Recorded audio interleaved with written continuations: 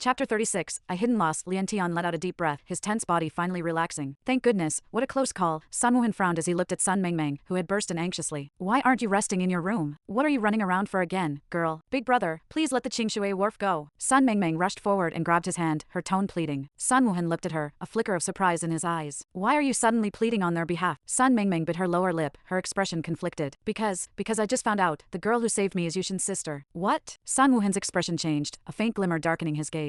Big brother, didn't you say you'd help me find the one who saved my life and thank her properly? But now you've sealed off the Qingshui wharf, they'll be homeless soon. Can't you spare them for my sake? Please don't drive them out. Mengmeng, this isn't as simple as you think. Go back to your room and rest. I'll handle it. Sun Wuhan's eyes shifted slightly as he spoke gently to her. I don't care. I won't let you hurt Yu Yi and the others. She saved me. If you retaliate like this, isn't that repaying kindness with cruelty? Silly girl. Don't you realize you've been used? Sun Wuhan pulled his hand free and flicked her forehead with his finger. Used? Sun Mengmeng looked confused. Yushin had you kidnapped, then sent his sister to rescue you. Don't you see? It's a classic ruse. He's using you to beg for mercy. He took you hostage to threaten me in the first place. But I don't think Yu Yi is a bad person. Besides, she didn't even know he was going to kidnap me. Sun Mengmeng protested. She didn't know? And how do you know that? Did she tell you herself? Sun Wuhan asked coldly. No, Yu Yi didn't say anything. It was Sister Pianran who told me. Sister Pianran? Sun Wuhan blinked. Yes, the same fun sister I told you about, the one who ate 3 bowls of beef noodles in one sitting. Sun Mengmeng explained eagerly. Her? Sun Wuhan vaguely remembered Mengmeng mentioning someone like that before, but he hadn't paid attention. How did you meet her again? He recalled Mengmeng saying that this Pianran had already left. At the Lu residence. Later, after Yushin captured me, she even came to see me. Sun Wuhan gazed at his innocent sister for a long moment, then turned toward Lian Tian, who had been watching the drama unfold with interest. With a cold snort, he said, so all of this was part of your plan? You flatter me, Lord Sun. This has nothing to do with us. Sun Wuhan shot him a sideways glance, then turned back to Sun Mengmeng. Go back to your room. Not unless you promise me. She stamped her foot in frustration. Be good. I have matters to attend to. We'll talk afterward. Sun Wuhan signaled his men, and the 4 guards who had been surrounding Lian Tian stepped forward. Escort the young lady back. Yes, sir. The guards bowed and said, Miss, please. Big brother. Sun Mengmeng stomped angrily, but Sun Wuhan pretended not to hear. Miss, the guards urged again. With no other choice, she responded with a huff and stormed off. Sun Wuhan glanced at Lian Tian, who had made himself comfortable and was sipping tea uninvited. Then he returned to his desk and set down the scroll in his hand. Come out. If you want to talk, show some sincerity. Sneaking around won't get us anywhere. He cast a calm glance toward the window. Since the city lord commands, Pianran dares not disobey. A figure flickered outside, and a woman in simple clothing stepped inside. Her expression was composed, showing no sign of guilt for having entered another's residence uninvited. You two are quite impressive, coming and going from my manor as if it were your own. You make me, the master of this house, seem rather powerless. Sun Wuhan sneered. When his eyes met Pianran's, they darkened further. Cold sweat trickled down Lian Tian's back. If it weren't for Pianran, he would never have dared confront Sun Wuhan so directly. The man's calm exterior had a razor-sharp intensity that made people wary. He didn't know what Pianran planned to do next, but he doubted Sun Wuhan would tolerate such humiliation without retaliation. If anything went wrong, he'd snatch her and flee. No matter her grand plans, her safety came first. Who knew what would happen if Sun Wuhan got his hands on her? We had no choice. Surely Lord Sun can understand? Pianran's brows furrowed slightly. That depends. If someone uses that excuse to harm my sister, tell me, should I understand? Sun Wuhan's gaze was cool. But you knew Yushin had your sister kidnapped and did nothing. Didn't you consider she might be hurt? If not for your unexpected interference, Mengmeng would have been frightened, but not harmed. What bothered him most was her injury. It was only superficial, but in his eyes, failing to protect his sister was a personal disgrace. And for someone as proud as him, even the smallest failure was intolerable. Pianran looked straight at him, then, most unexpectedly, smiled. It was a faint, slightly mocking smile, yet it lent her delicate features a surprising warmth and charm. Lian Tian nearly dropped his jaw. Pianran, smiling? In all the time he had known her, he had never seen her smile, not even a sneer. What was going on today? First tears, now a smile. He was witnessing a miracle. What are you smiling at? Sun Wuhan's face darkened. He clearly sensed the mockery behind her smile. I'm smiling because you want to let go, yet you can't, Pianran said bluntly, striking straight at the heart of his inner conflict. What I do is none of your concern. I don't need others telling me how to act. Sun Wuhan's lips pressed into a tight line, a trace of displeasure in his voice. But you're not doing it right. If you want a fragile flower to grow into a towering tree, mere fright won't help. It takes real experience to grow. Only by enduring trials can one break free from the cocoon and become a butterfly. Her voice was calm and unwavering. Once, she would never have been able to say such things. She didn't know why, but since that moment of clarity that morning, her thoughts had become much sharper. The things she used to ignore suddenly became obvious. She realized it was all the result of Yu Yunkai's patient guidance, lessons she had once completely ignored. Sun Wuhan was silent for a long time. How long had it been since anyone dared speak to him like this? So long, he could hardly remember. He stared at Pianran as if she were a priceless artifact. Thanks to Lu Yuan's extraordinary artistic skills, he had recognized her from the very beginning. Pianran, the sister Mengmeng described as the amusing girl with the huge appetite, the so-called lowly servant who had cracked a major case, the mastermind behind the constant disruptions to his plans, and now the woman who fearlessly questioned and corrected his actions. He suddenly realized that not only did he not dislike her, he was intrigued. You're right, Sun Wuhan said, stepping down from his desk. He walked slowly to stand beside her, his eyes glinting with unreadable emotion. But what does any of this have to do with you? Nothing at all, Pianran replied. So let this be a small compensation for my earlier intrusion. She met his gaze without flinching, her voice calm and steady. But Sun Woohan's expression shifted slightly. What else, he wondered, had this woman done? Chapter 37, Compromise. What exactly do you mean by that? Sun Woohan looked at her, or more precisely, glared at her. This unusually calm woman, was she hiding something more? The scroll, you haven't looked at it yet, have you? Pianran raised her brows slightly. Sun Woohan glanced at the scroll he had set back on his desk, his suspicions deepening. Apologies, Pianran said lightly. I took the liberty of adding a few characters. Just as he stepped back to open the scroll, her voice echoed through the room, confirming his unease. She had held something back. When he unfurled the scroll and saw the 3 small characters added in the lower corner, his expression darkened like a storm rolling in. This damn woman,